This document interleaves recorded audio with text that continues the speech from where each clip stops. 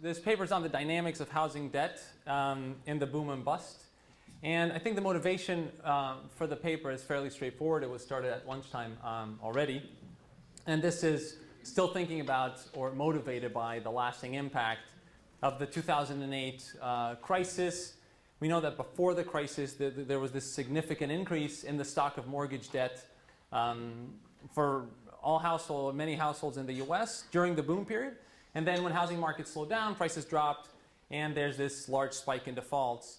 And I'm going to show you this is particularly true. Or the share that came from middle class and prime borrowers rose a lot. And now these losses in turn impair banks, the shadow banking system. This leads to Great Depression, so a Great Recession. And so this is the motivation, I think, for thinking about these issues still 10 years later are pretty clear. Now the key question in this paper is what led to this increase in mortgage debt? What is behind the large increase in credit expansion that we saw in this period? And I want to classify explanations into two broad views of what went on. And I want to call the first one the subprime view. And according to that view, some form of financial innovation and deregulation created incentives in the financial sector to provide unsustainable credit, but particularly to low-income and subprime borrowers. And so this class of explanations, if you would like, focus on distorted credit flows to low-income borrowers, and then look at the consequences of subprime credit expansion in that to that category of borrowers that in turn led to increased house prices and ultimately to the peak and then the mortgage crisis. And I think the work by Mian and Sufi, originally in 2009, and then follow-on work are maybe the most prominent authors in that space. And I want to suggest another view that we're going to call the expectations view, whereby inflated house prices and inflated house price expectations led banks to underestimate the potential for losses. And so the driver over here are going to be asset values, if you want, collateral values. And then banks lent against those increased collateral values. Under this view, all borrowers increase their demand for housing, and all of those borrowers, in some sense, exploit the increase in the supply of credit.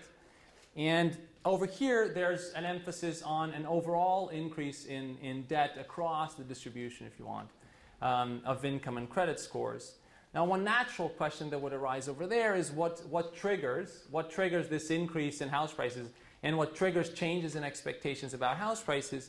There's a number of explanations out there. That's not something that we're going to pin down in this paper. Maybe some form of global savings glut, lower interest rates that drive initial shocks to expectations. There's also some evidence out there that local shocks may have led to differential timing in when sort of the boom gets started. Okay, Fernando Ferreira and Joe Jurka at Wharton have evidence on that.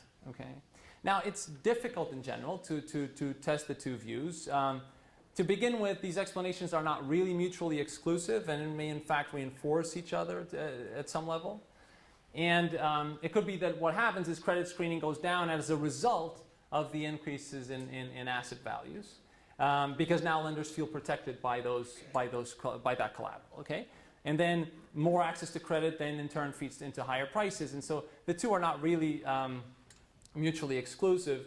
And I would argue that distinguishing between or identifying, setting the facts straight about what happened during this time period is really important for policy, because it's going to, I think one view is going to say you need to pay particular attention to low-income, to credit to low-income households. You need to fix incentives and monitoring in banks. And I would say that maybe if you realize that the expansion was more widespread for all households in the United States, then some form of macroprudential regulation is probably more in order. And I think by setting the facts straight, and what this paper is really going to focus on is trying to establish a number of facts. You'll see a long list of facts that hopefully then help inform models and then hopefully help distinguish models. And we refer to a bunch of those in the paper. Okay, so starting here, I want to try to lay out a number of facts about what happened to credit in the United States. And I will focus a lot on what happened to credit across the income distribution. What happened to the very low income, to the middle class, and to the top income earners in the US. Okay. And I think what our paper shows is that house price expectations and increased collateral values seem to have played a really important role in the way that credit expanded in the country. So if you look at the flow of new purchase mortgages, so new purchase mortgages that are originated each year, and then the stock of credit, so how much credit households have across income levels, that goes up for all income groups over the boom. It is not particularly concentrated in low income or low credit score borrowers.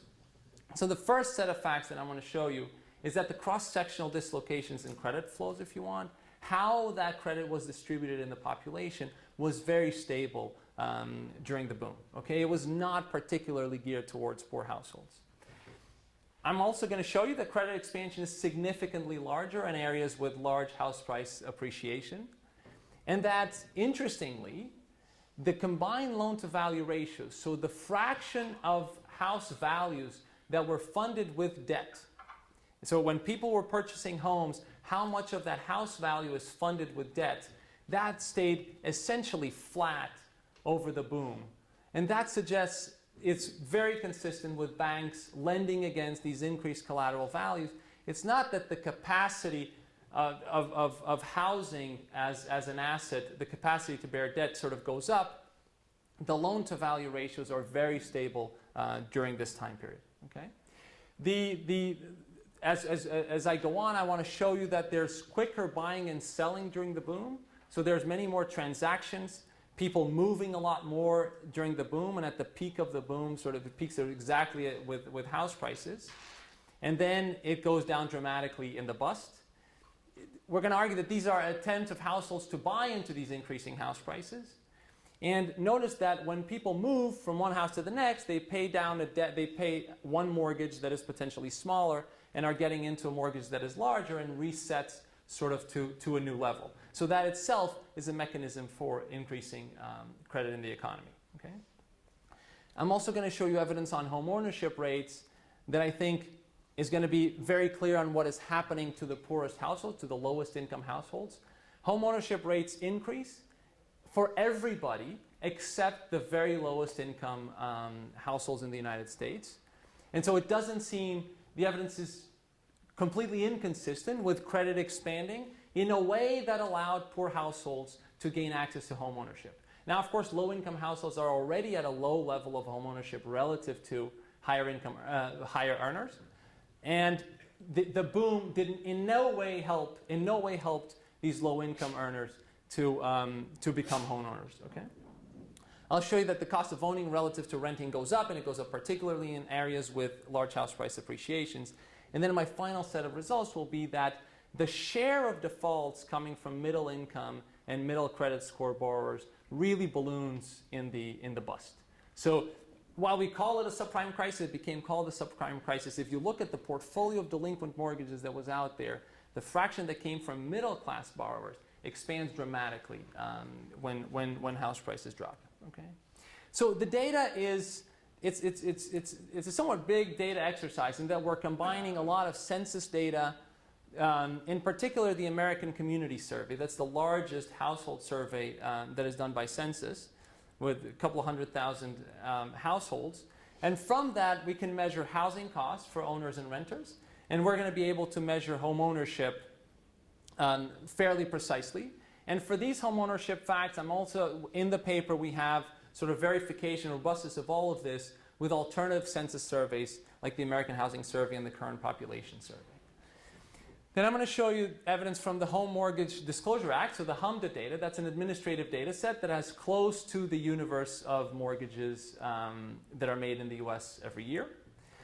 For loan-to-value ratios, we will look at a data set that has all residential property transactions. These come from deeds registries. These are public, and then CoreLogic, formerly DataQuick, collects all of these. We're going to be able to look at the universe of, very close to the universe of ownership transfers of residential properties, and we're going to look at the mortgages that are attached to those, so we can measure combined loan-to-values very precisely.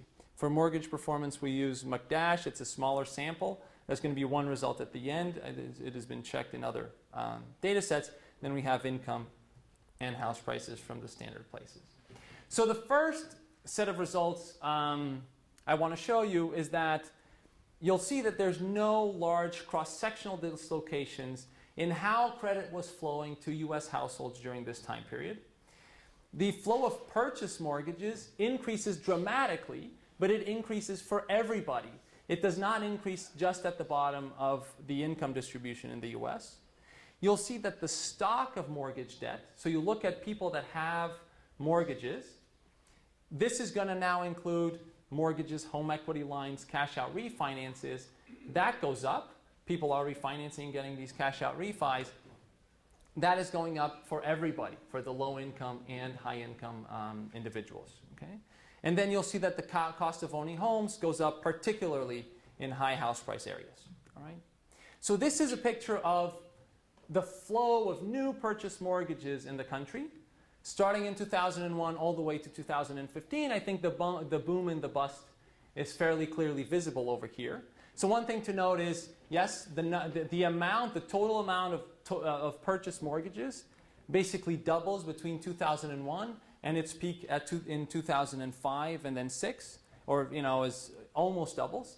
But what you see is that the dark blue in the bottom is the lowest income households this is the lowest income areas. I'll move to households in a second. These are the lowest income areas in the US. The lighter blue at top is the high income areas in the US. And what you can see, I think, fairly clearly is even at the peak, the vast majority of volume and numbers, we could do numbers, but that vast majority of volume of purchase mortgages is in the top, second, and third quintiles of the population. It's not at the bottom. Okay? And so while total credit really ramps up, it ramps up everywhere. It is not driven particularly by large increases at the bottom. And then, of course, you see in the drop, there's a large drop. There's a large drop for everybody, but that dark blue, for example, and the dark red lines, the dark red areas, really compress once that happens. Okay? This is the same picture, only now you're looking at shares. Because here, shares are hard to see. I just wanted you to see it really goes up, it really comes down, but you see all areas. It happens for all shades. And here you're seeing the same picture, but now you're seeing it in shares. Okay? And so you see that even at the peak, again, if you look at the top, the second, the third quintile, clearly mortgages are going to the middle class and are going to high income areas. And they're going also to low income areas, but much less so, even at the peak of the boom. So thinking of this as an explosion of credit to low income borrowers is not what you would see in this picture. Okay? This is now the debt to income, how debt to income moves. And you see debt to income ratios. This is now for owners with positive debt. I've moved to a different data set. What you see here is owners with positive debt see their debt to incomes go up. That is going up for red. Those are the lowest income individuals. Dark blue at the bottom now is the top. So top income earners have lower debt to income levels, but the changes you see are happening for everybody. Okay? This one is now moving to census data, looking at the cost of ownership for people that move in each year. So we look at people moving to a new home, and this is their cost of owning a home. And on the left, you see the boom states. You see how the cost of owning a home goes up, but once again, the story is it's going up by approximately 6 to 8 percentage points of income. It's going up for everybody. In the boom states, that change is fairly dramatic. In the non-boom states, much less so. And so house prices are really the key driver here that helps you distinguish who has a large increase in debt to income, or in this measure of cost of owning homes, and who doesn't. And of course, in the non-boom states, you see an increase because even their house prices went up. But in the places where house prices go up by a lot, the cost of owning homes goes up by a lot, but it goes up by a lot for everyone. Okay?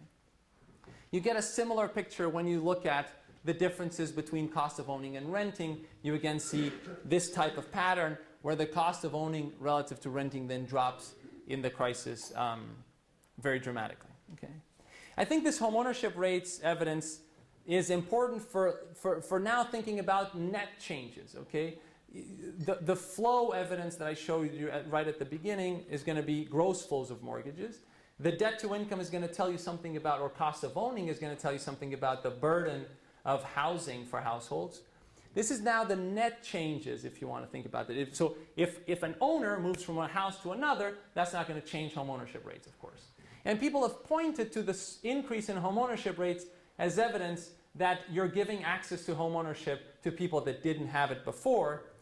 What is striking about the picture of home ownership is that dark blue over here, these are the lowest income households in the census surveys. And what you see is there's a long-term decline from 2001, then really accelerating in the crisis. It is simply not the case that the housing boom is associated with low-income individuals getting access to home ownership. They are at a low level. That low level remains and, in fact, drops off even further, including during the boom. The second quintile, they enter home ownership at the peak. They're 1% higher.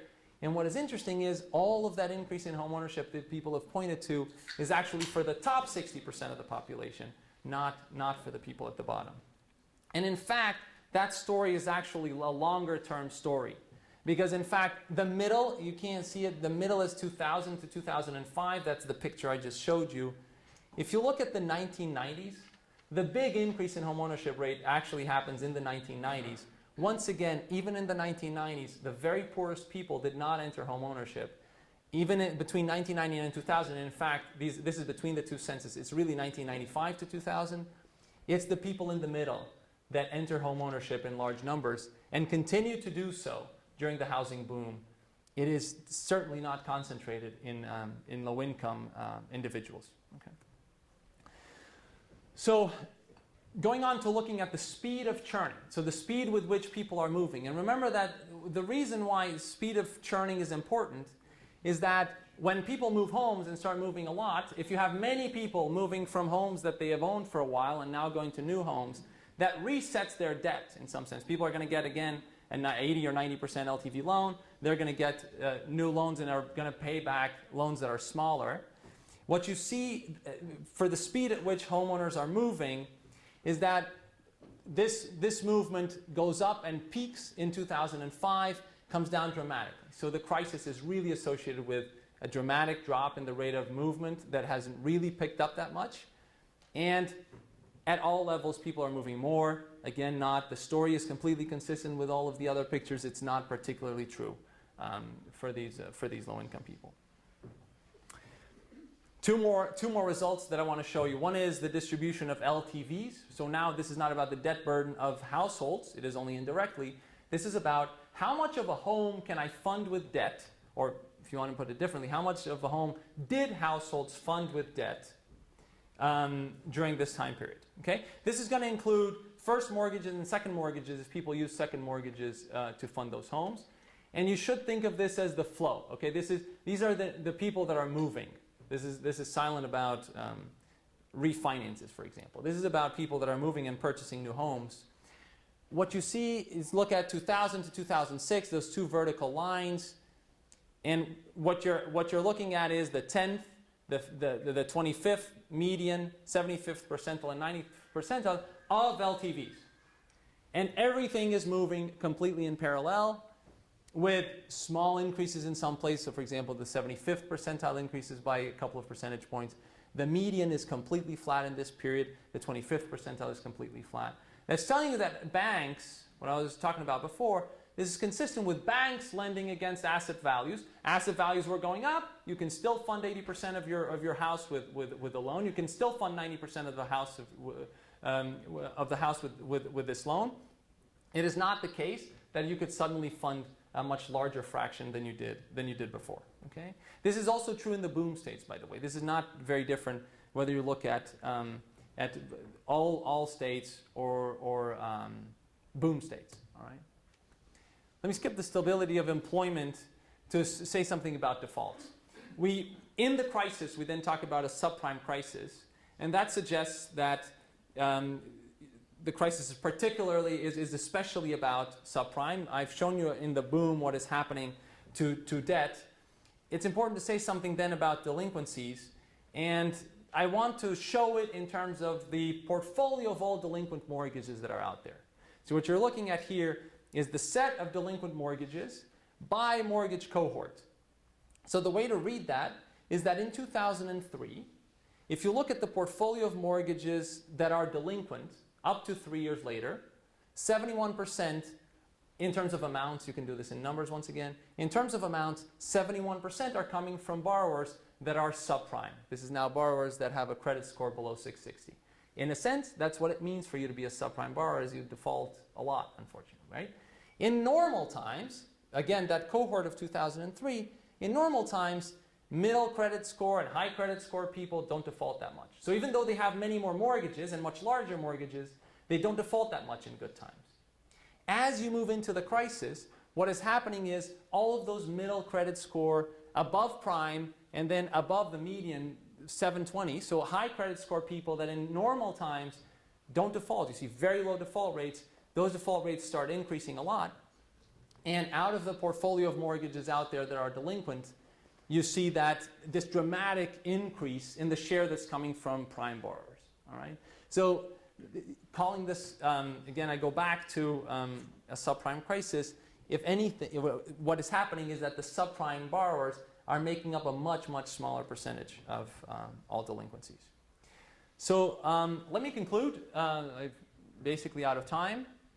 What this paper is showing is that the evidence on credit expansion is much more consistent with the view that house prices play a major role in the expansion of credit, and then a major role in the increase in delinquencies that happened. The credit expansion and then the defaults are much larger in areas that have a large boom and bust cycle. And these very stable LTVs that you see at origination are consistent with lenders just basically lending against those increased Vs, more or less mechanically like they always did. The same 90% median is what you see in the data, okay, throughout. And so this post-crisis policy response that we saw meant that credit and home ownership rates, and credit in particular, as we saw over lunch, 2 low credit score borrowers dropped off a cliff. And this may have prevented these borrowers from buying precisely when prices were low. And we hope these facts sort of change the way people think about what happened in the boom and then later in the bust.